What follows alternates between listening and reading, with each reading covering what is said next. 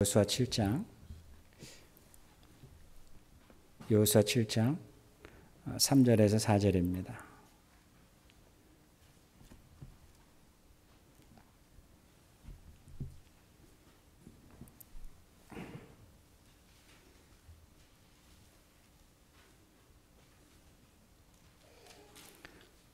여호수아 7장 3절에서 4절입니다. 우리 같이 한번 읽겠습니다. 그들이 여호수아에게 돌아와서 이렇게 말하였다.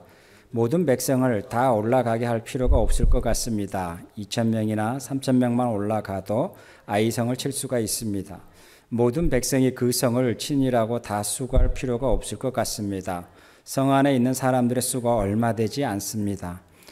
백성 가운데 약 3,000명이 그리로 올라갔다. 그러나 그들은 도리어 아이성 사람들에게 패하고 도망쳐 왔다. 자, 이제 7장으로 넘어와서 이제 여리고 다음으로 그들이 겪는 일들이 이제 나오는데 7장 이후부터서 나타나는 게 뭐냐면 죄라는 부분이 이제는 나타납니다.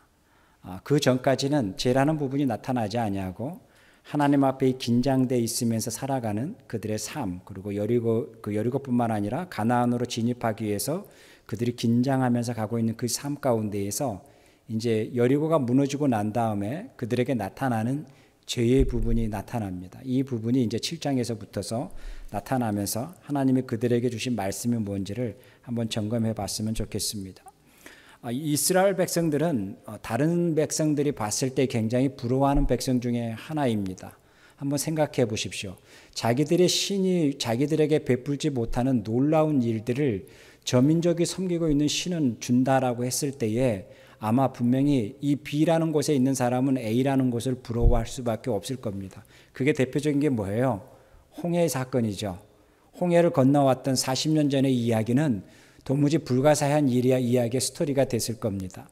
전쟁에서 이기는 거야 우리가 봤을 때에 운이 좋아서 혹은 전략이 좋아서 뭐 상대편이 그래서라고 해서 이렇게 이야기할 수 있겠지만 자연 현상 속에서 정말 불가사의한 일들이 벌어지는 부분에는 도무지 그들의 전략 가지고도 군사력 가지고도 그들의 머리로서는 해결되지 못한 부분이잖아요. 이것을 지금 경험하고 있는 유일한 민족이 있는데 그게 이스라엘 민족이라고 했을 때에 가나안에 있는 도시국가의 왕들뿐만 아니라 다른 왕들도 자기들이 할 수 있는 부분과 하지 못하는 부분이 분명히 알고 있는데 그 부분 속에서 얼마나 많은 것이 긴장이 됐겠어요. 이 부분 속에서 그들은 아마 그 여호와를 믿고 있는 이스라엘 백성들을 부러워했을 거예요. 우리가 잘 보면 많은 사람들이 이방인들이 내가 여호와의 신을 믿겠다라고 오고 또한 이스라엘 백성 또한 나도 이방 신을 섬기겠다고 가는 이유가 뭐겠어요? 그 신이 나에게 주는 무엇인가가 혜택이 있다라고 생각을 하기 때문에 내가 그 신을 믿겠습니다라고 해서 가는 사람도 있을 것이고 또한 이방인 또한 내가 할례를 받으면서까지 이스라엘 백성들이 섬기고 있는 그 신을 믿겠습니다라고 하는 이유는 단가 하나겠죠. 무엇인가 다르고 나에게 유익하다라는 것이 결론이 있기 때문에 그렇게 터닝될 수 있는 거겠죠. 이방인들이 봤을 때는 이 이스라엘 백성들이 섬기고 있는 여호수아에게는 두 가지 부분이 큰 충격이었는데 이번에 이제 그 또 하나가 무너집니다. 그게 뭐예요? 여리고 성이었었죠. 이 여리고 성은 거대한 성입니다. 그리고 모든 가나안에 있는 도시 국가들이 정탐꾼들을 통해서 지금 이스라엘 백성들이 무슨 행동을 하고 있고 어떤 전략을 짜고 있는가를 아마 그들도 정보를 다 보고 있고 듣고 있고 그랬을 것입니다. 그런데 들어보니까 그들이 고작 하는 것은 여리고 성을 도는 것밖에 안 한단 말이죠. 그럴 때 점점 비웃다가도 좀 심각해졌을 수도 있겠죠. 저들은 요단강도 건너지 않았느냐. 저들의 그 여호와의 하나님의 신은 대체 어떤 일을 할지를 모른다라고 하면서 긴장하면서 그들은 보았을 것입니다. 7일째 됐을까요? 7일째 봤을 때에 성이 무너진 걸 보면서 그 가나안의 도시국가의 왕들은 어떤 생각을 했을까요? 라는 거예요. 그 왕들은 아마 간담이 서늘해진 것을 넘어서 이제는 우리가 도무지 저들과의 전쟁에서는 이길 수가 없다라는 결론이 나올 수밖에 없겠죠. 왜요? 견고한 성마저도 무너뜨릴 수 있는 그 신인데 홍해를 갈라지게 하고 요단강을 갈라지게 하는 것이 아니라 지금 우리가 쌓아 올린 지금 굉장히 웅장하고 어느 누구도 넘볼 수 없는 그 성벽을 무너뜨릴 수 있는 신이라면 더 이상 이제 여기에서는 어떤 질문과 퀘션이 붙지 않겠죠. 자, 이런 것을 경험했던 이들이 누구예요? 이스라엘 백성들입니다. 이스라엘 백성들은 그 속에서 경험했는데 이 두 가지 현상이 나옵니다. A라는 그룹을 이스라엘 백성이라고 하고 B라는 그룹을 이방인 가나안에 있는 왕들, 가나안 백성들이라고 했을 때 가나안 백성들이 A라는 그룹을 봤을 때는 굉장히 놀라움의 대상이었을 것이고 두려움의 대상이었을 것이고 다른 한편으로는 나도 저 백성이 되고 싶은 마음이 드는 그 가나안의 백성들의 마음들도 있었을 것입니다. 왜요? 그들이 두려워했기 때문이겠죠. 그와 반면에 또 이렇게 한번 질문을 던져볼까? 그러면 A라는 그룹에 있는 이스라엘 백성들은 과연 그들이 섬기고 있는 여호와의 하나님이 이렇게 이방인의 왕들, 이방인의 백성들이 보는 것처럼 부러움의 대상, 나도 저 백성이 되고 싶다라고 하는 대상, 그 대상의 여호와의 하나님을 섬기고 있는 이스라엘 백성들의 마음에는 그 이스라엘 백성들의 여호와의 하나님의 백성됨에 대한 거에 대해서 백성이라는 그 부분 속 안에서 그들이 감사함이 있나? 라는 질문을 한번 던져봐야 되겠죠. 그들은 그 여호와의 하나님을 섬기고 있는 것이 행복이라고 느끼고 있을까? 그들은 여호와의 하나님을 모시고 그 여호와의 하나님과 함께 동행하고 있다는 것이 그들에게는 오감으로 느끼면서 감사하면서 생활하고 있는 건가? 이것이 이제 이 백성에게 던져봐야 될 질문이고, 반대로 이 아웃사이드에 있는 가나안에 있는 백성들, 왕들은 부러움의 대상인 거죠. 나도 저 여호와 하나님을 섬기는 백성이 되고 싶다. 나도 저 백성처럼 살고 싶다. 아니 40년 동안 그런 일이 벌어졌다며 광야에서. 세상에 우리도 그럼 그렇게 살고 싶다. 우리도 그렇게 하고 싶다라고 하는 부러움의 대상이 되는 사람도 있고 그 백성이 되고 사는 사람도 있겠죠. 이 A와 B 그룹의 현상이 있습니다. 자, 이 부분 속에서 동일하게요, A라는 그룹이 여리고뿐만 아니라 가나안에 들어가서 이 사람들이 나중에 이방인을 섬기겠다라고 터닝되는 부분도 있습니다. 그것이 뭐예요? B라는 그룹의 어느 부분이 부러움의 대상이 됩니다. 왜요? 자기들 안에서는 이것이 여호와의 하나님의 말씀의 법으로 죄고 하지 말아야 될 부분이 거기에서는 해도 되고 해도 되는 모든 부분이 된다는 거죠. 해도 되는 것뿐만 아니라 그 모든 부분 속에서 죄가 되지 아니하고 그 삶 속에서 정죄되지 아니한다고 했을 때에 그래? 그럼 나도 그 법 아래 살아야지 라고 하면서 그 이방신을 섬기는 자리로 터닝하는 부분, 여호와의 하나님을 믿고 있는 것이 이렇게 불편할 수가 라고 생각하면서 이방신을 섬기는 자리로 가는 경우도 나중에 벌어집니다. 자, 어쨌든 지금 여리고 이후에 나타나는 가나안에서 일어나고 있는 백성들의 마음과 왕들의 마음과 그 다음에 이스라엘 백성들이 가지고 있는 이 마음의 두 가지의 다른 모습이 있겠죠. 칼라는 분명히 다를 겁니다. 이럴 때 우리는 이제 던져봐야 될 질문이 과연 이스라엘 백성들이 이렇게 하나님의 은혜 가운데에 광야에서 40년이라는 시간을 생활했었고 하나님의 법이라는 그 법 아래서 그들이 보호받고 살아가는 그들의 삶의 모습, 그것뿐만 아니라 가장 힘든 시기에 요단강을 건넌 것뿐만 아니라 그 견고한 성마저도 전쟁을 통해서 하지 아니하고 우리의 가족이 누가 전쟁에 나가서 희생하면서 희생의 대가를 지불하면서 성이 무너진 게 아니라 우리 모두가 행복한 가운데 누구 하나 다치지 않는 가운데 그 성이 무너지는 것을 경험하면서 이스라엘 백성들의 마음속에 여호와의 하나님에 향하는 감사함, 하나님이 주시는 그 은혜, 하나님이 그 삶의 자리에서 함께 부어주셨던 그 아름다운 시간과 은혜의 그 삶을 그들은 느끼고 있는 건가? 느껴서 그들은 감사하고 있는 것인가? 이것이 이제 우리가 던져봐야 될 질문인 거죠. 지난주에 그 콜로라도에서 오신 분에 이제 한번 샌디에고에서 방문 오셨다 그래서 같이 티타임을 하는 경우가 있었는데요. 이분 이야기 들으니까 이력이 화려하더라고요. 이제 미국에서 버지니아 텍에서 공부를 하고 그래서 이제 자녀들도 미국 시민권자를 가지고 있고 그래서 이제 한국에 학교에 자리가 있어서 그렇게 생활을 하고 이제 한 8년째 생활을 하는데 아내뿐만 아니라 아이들 둘이가 그러더래요. 아빠 우리 미국에 가서 살면 안 되냐고. 그래서 자기가 차마 그 이야기를 못 하고 있는데 아이들과 엄마와 그 다음에 이렇게 이야기를 하는 것 중에서 자기가 충격을 받았대요.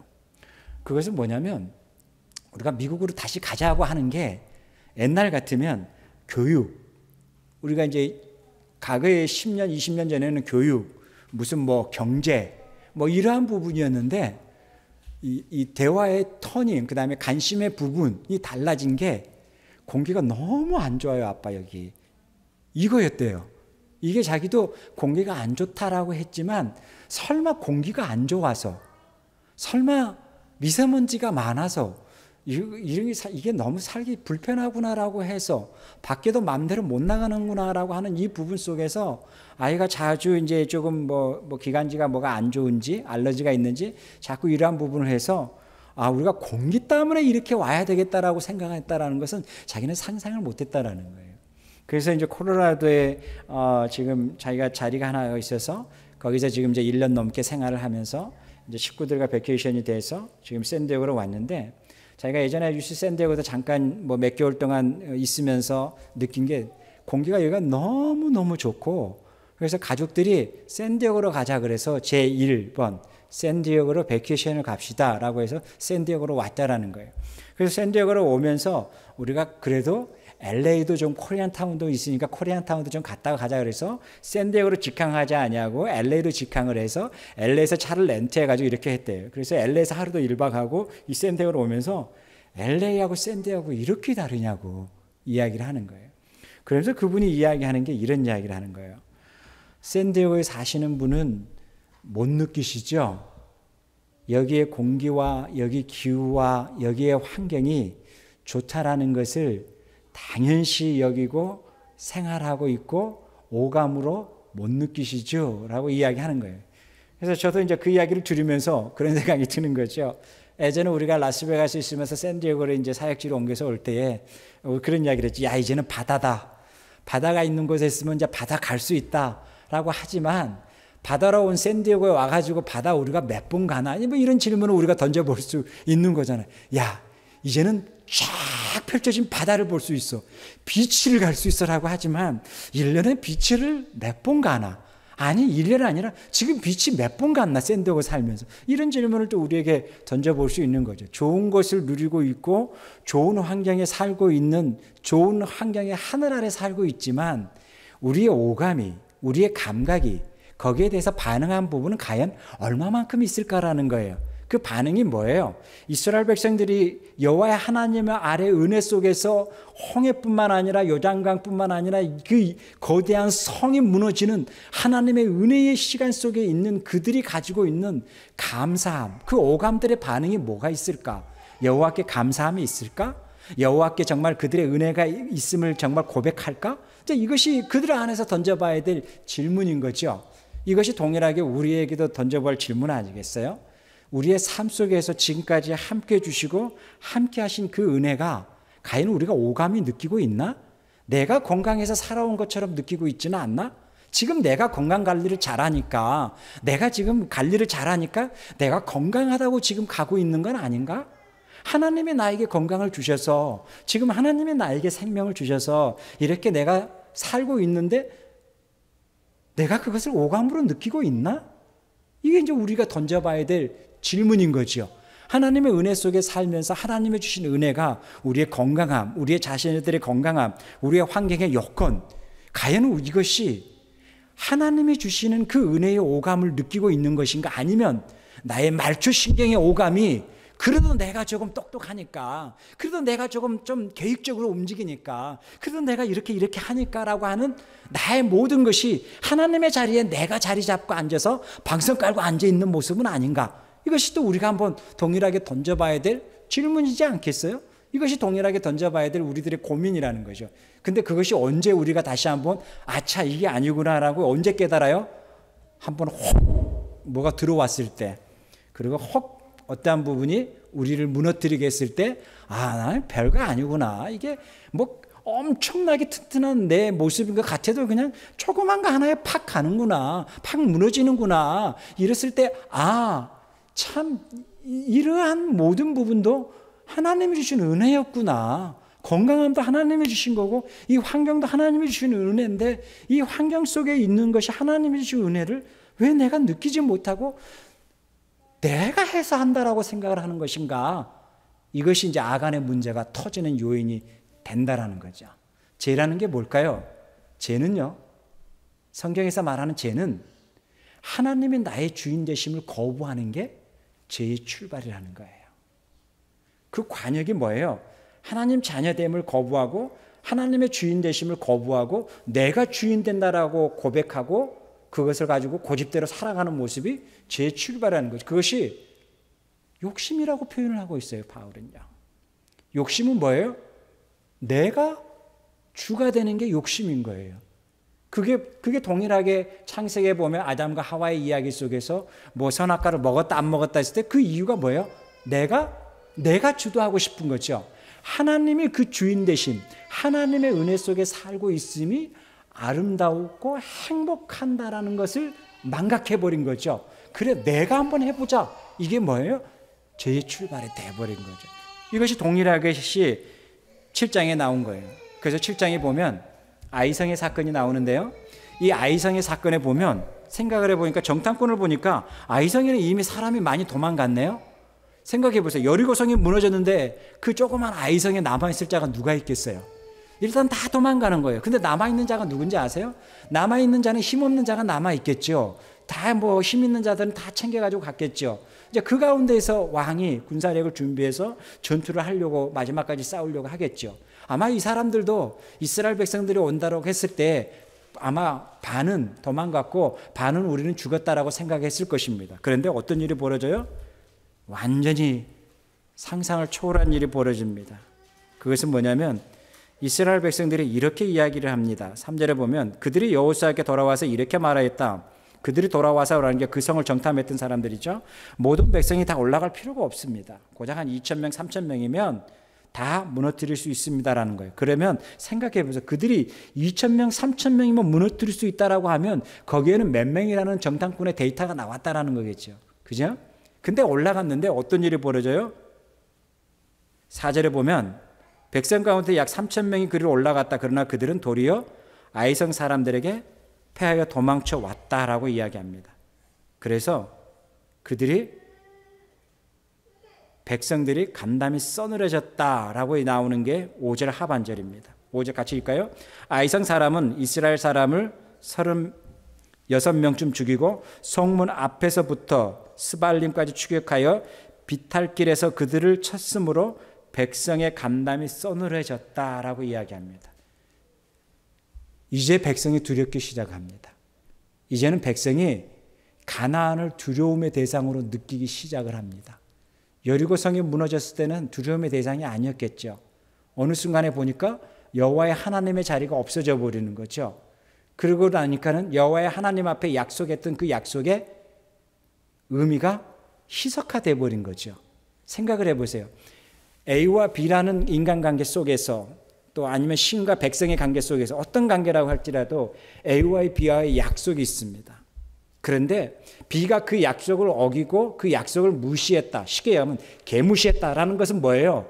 A라는 부분을 그렇게 힘있게 봐야 될 이유가 없다라는 것이 그 안에 화학작용의 반응이 나타나니까 일어나는 현상이라는 거예요. 그것이 뭐예요? 아간의 문제가 바로 이 부분인 거죠. 자, 이러한 부분 속에서 아간이 문제가 벌어집니다. 아간의 문제가 벌어질 때에 먼저 어떤 문제인가를 우리가 6장을 한번 봤으면 좋겠습니다. 6장, 여호수아 6장 18절 같이 읽겠습니다. 너희는 진멸시켜서 바치는 희생제물에 손을 댔다가 스스로 파멸당하는 일이 없도록 주의하여라.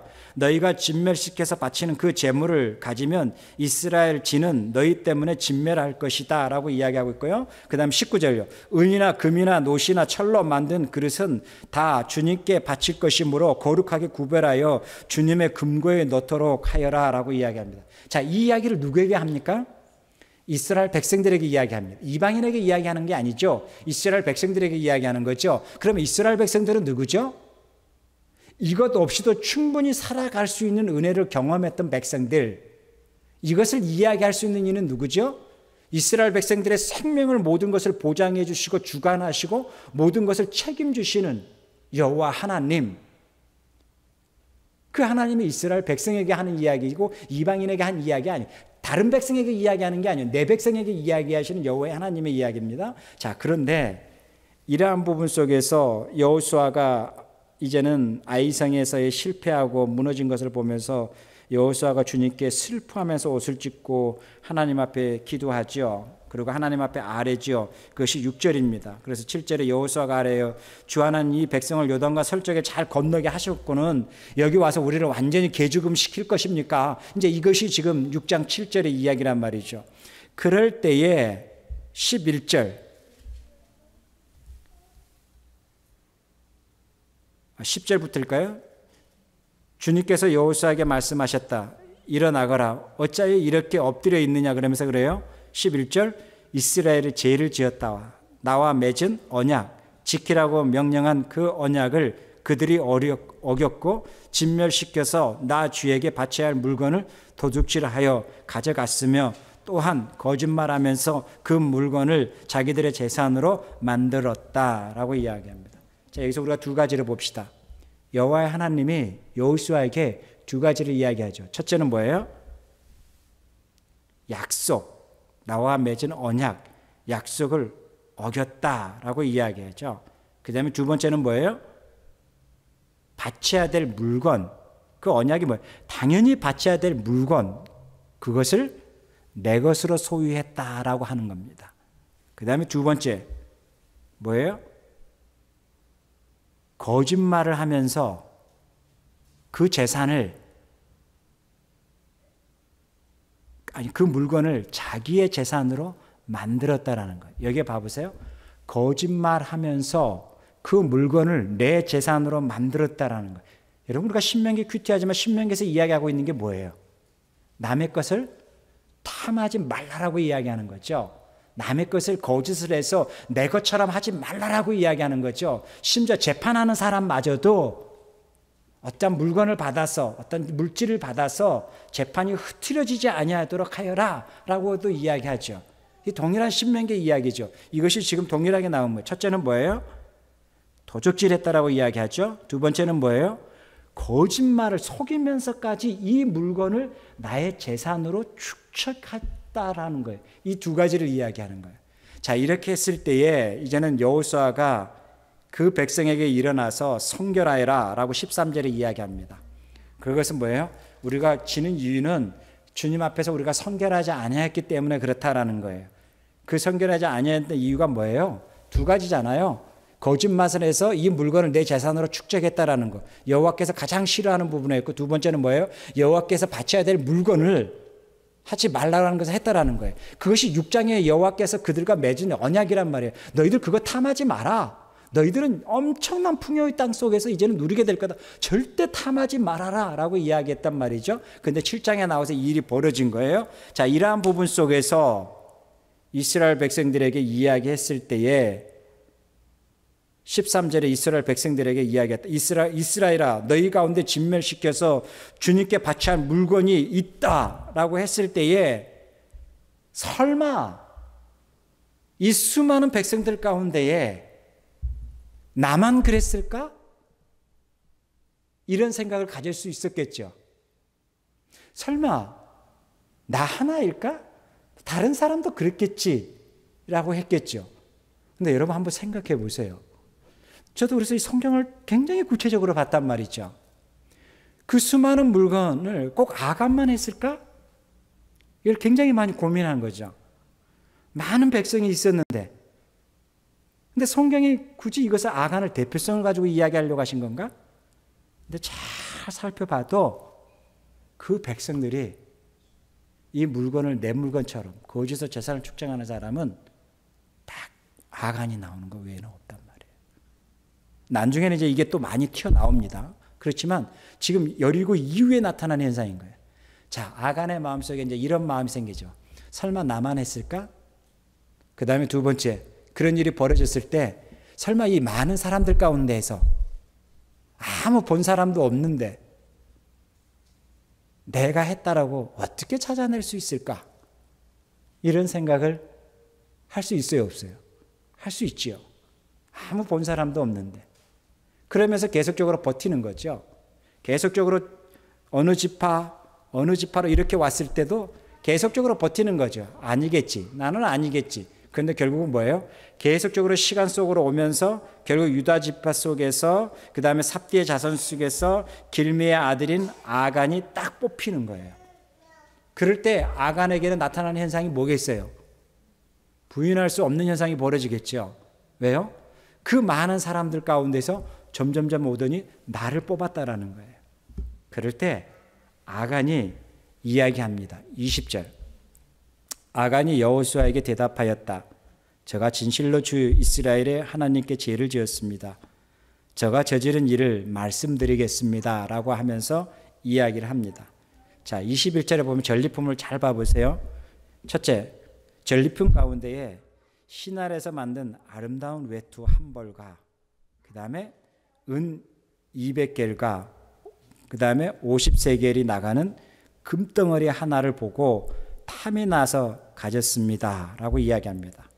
자, 물건을 보면 정말 아름다운 외투, 신할 평지에서 정말 아주 유명한 디자이너가 만들어낸 그 외투 하나, 그 다음에 은 200세겔과 그 다음에 근 50세겔 한 덩어리, 그리고 그것들을 장막소, 그 다음에 그 땅 속에 감추어 두었는데 은은 가장 밑에 주었습니다. 라고 이야기합니다. 자, 이것을 보면서 우리가 또 아간의 편에 한번 서보자고요. 여리고를 무너뜨렸어요. 여리고를 무너뜨리고 와서 광야에서만 생활했던 이 담백한 삶이라고 할 수 있는 광야의 삶 속에서 도시국가로 오니 얼마나 화려합니까? 우리가 보지도 못했던 문화들, 보지도 못했던 모든 그 패션들, 외투들, 그 우리가 만져보지도 못했던 금, 은들, 그 모든 모습을 보면서 그 속에서 어떤 유혹에 이길 수 있는 자가 있겠습니까? 자, 그럼에도 불구하고 그 가운데에 아간이 죄를 지습니다. 그것이 뭐예요? 화려한 외투, 그것을 흠모해서 가지고 싶어서 그 외투를 훔치고 은과 금을 훔치는 아간의 이야기입니다. 자, 이 이야기 속에서 이것은 아간의 이야기가 아닙니다. 이건 우리들의 이야기일 수 있다는 겁니다. 한 도시국가 안에서 살고 있는 우리들, 그리고 하나님의 백성의 아이덴티티를 가지고 있는 우리들에게 나타날 수 있는 동일한 부분인 거죠. 하나님 말씀으로 담백하게 살아갈 수 있는 우리들의 삶의 자리임에도 불구하고 왠지 손만 뻗으면 그냥 소유할 수 있는 것들, 굳이 뭐 죄라고 할 수 있는 게 뭐가 되겠어요? 굳이 이거 하나 가지고 설마 이거 가지고라고 생각할 수도 있겠죠. 여호와께서 맺으신 그 언약을, 그 무게를 아무리 그렇다 할지라도 내가 근다고 해서 많이 한 것도 아닌데, 고작 외투 한 벌인데, 고작 금 한 덩어리인데 라고 생각할 수도 있었겠죠. 그러한 부분 속에서 싹 트는 부분이 뭐예요? 욕심이라는 부분인 거죠. 소유하고 싶어하는 욕심이겠죠. 가지고 싶어하는 그 욕심이겠죠. 그것이 아간을 뒤흔들어 버린 거예요. 그 아간을 뒤흔든 모습 속에서 여호와의 하나님이 거기에 대해서 분명하게 대가를 지불한다라는 거죠. 하나님의 큰 것을 경험했던 아간, 요단강을 건넜었고 여리고성을 무너뜨렸던 용사와 같은 그 아간, 그 하나님의 큰 은혜를 경험했던 그 아간이 외투 한 벌에, 그리고 금 한 덩어리에 그의 모든 가족이 전멸하는 것을 우리가 볼 수 있습니다. 이것이 뭐예요? 죄의 대가라는 거예요. 하나님은 하나님의 백성과의 관계 속에서, 하나님은 동일하게 우리와의 관계 속에서도 동일하게 나타날 수 있는 현상이라는 거예요. 하나님은 이렇게 설명을 하잖아요. 6장에 이렇게 이야기하잖아요. 희생제물을 손대지 말고 그 다음에 너희가 전멸시켰다고 해서 그 제물이 너희 거라고 생각하지 말라라고 하는 의미를 생각해 보자고요. 너희들이 전쟁에서 이겼다고 해서 이것이 너 거라고 생각하지 말라라는 거죠. 너가 건강하다고 해서 너가 건강하다고 해서 너가 잘 관리했다고 해서 너의 생명이 너 거라고 생각하지 말라라는 거죠. 건강함 자체도 너 거라고 생각하지 말자라는 거죠. 그 모든 주인이 여호와 하나님이라는 것을 망각하지 말자라고 하는 거죠. 그것이 여리고에 들어갈 때 하나님과의 백성과의 언약이잖아요. 우리가 하나님의 백성으로서 이 땅에 살아가는 동일한 부분인 거죠. 나의 주인이 누구냐라는 거죠. 주님, 나는 그래도 이렇게 하고 이렇게는 하잖아요 라고 하는 그것이 너무 부끄럽게 된다는 것이 아간의 사건이라는 거예요. 설마 주님 이게 뭐가 문제가 되겠습니까? 라고 하는 거예요. 그게 출발이 뭐냐라는 거예요. 출발이 너라는 존재라는 거예요. 여호와의 하나님이 주가 되는 게 아니라 너라는 존재라는 거죠. 너라는 존재니까 째려볼 수도 있다라는 거죠. 이것이 뭐예요? 아간의 문제가 됐다는 거예요. 우리가 이왕 예수 믿을 바에야 고작 우리가 앞으로 살 거라면, 우리 집사님, 최 집사님 고작 살 거라면 뭐 50년 이상 살겠어요? 못 산단 말이죠. 근데 주님의 50년이, 주님의 나라에서 50년은 뭐 얼마나 계산이 되겠어요? 그게 다르겠죠. 어차피 한번 살다가 지나가는 이 땅에서 어떻게 살아야 되는가에 대한 거예요. 그것이 창세기 아브라함을 택하신 목적이라는 거예요. 창세기 한번 봅시다. 창세기 18장 19절. 이게 이제 새 번역은 조금 다르게 나왔지만 개역 개정에는 공의와 정의라는 단어가 나와 있는데 우리 새 번역은 조금 다를 수 있는 부분이니까 봅시다. 창세기 18장 19절 같이 한번 읽겠습니다. 24페이지.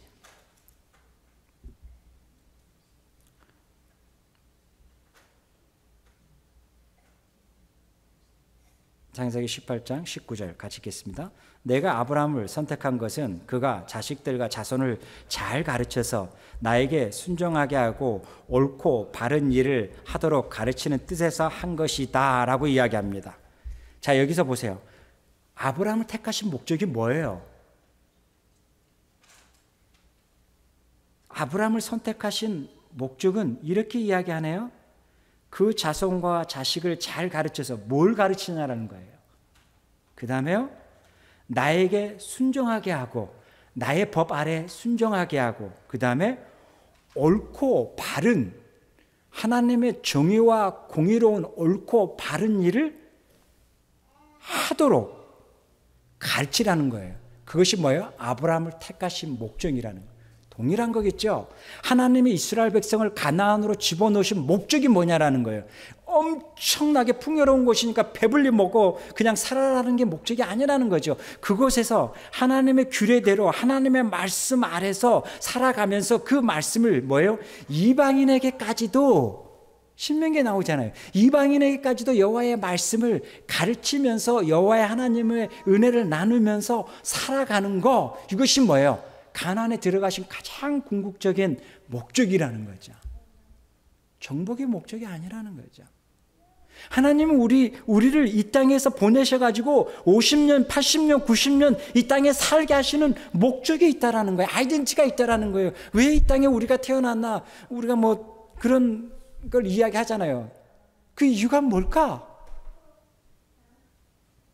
겁나게 폼 잡고 살고 와라라고 우리를 보내신 목적도 아닐 거고, 우리를 이 땅에 보내신 목적은 하나님의 말씀을 가르치고 하나님의 말씀에 순종하고 하나님의 공의와 하나님의 바름이 무엇인지, 하나님의 옳고 그름이 무엇인지를 이 땅에서 이방인들 가운데서 살아가면서 하나님 앞에 순종하는, 살아가는 아이덴티티로 살아가는 삶, 그 삶으로 살아오는 거, 이것이 뭐예요? 하나님이 우리를 보내시는 목적이겠죠.